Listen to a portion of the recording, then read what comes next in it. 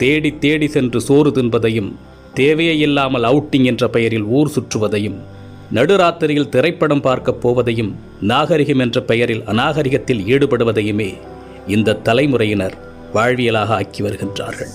உணவு திருவிழா என்று அறிவித்தால் காசையும் கொடுத்துவிட்டு தட்டை ஏந்தி கொண்டு யாசகம் கேட்பது போல் வரிசையில் நிற்கின்றது சமூகம். ஒரு நடிகன் தன்னுடைய வருமானத்தை பெருக்கிக் கொள்ள நள்ளிரவு காட்சிகளை வைக்கின்றார். அறிவை இழந்து குடும்பத்தோடு சென்று கூட்ட நெரிசலில் சிக்கி இறந்து போகின்றார்கள். அதை பற்றி கவலைப்படாமல் தன்னுடைய வசூல் கணக்கை பார்த்து கொண்டிருக்கின்ற ஒரு நடிகனை தலையில் தூக்கி வைத்து வசூல் மன்னன் என்று கொண்டாடி கொண்டிருக்கின்றது இந்த சமூகம். பேசத் தெரியாத குழந்தைகளின் கையில் அலைபேசியை கொடுத்து அதை பெருமையாக பார்த்து ரசிக்கின்றது சமூகம்.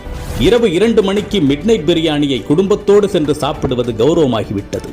நீங்கள் உங்கள் குழந்தைகளுக்கு உணவு கொடுக்கவில்லை, ஸ்லோ பாய்சன் கொடுக்கின்றீர்கள். உங்கள் தலைமுறையை மலடாக்குவதற்கு மருந்து கொடுத்து கொண்டிருக்கின்றீர்கள்.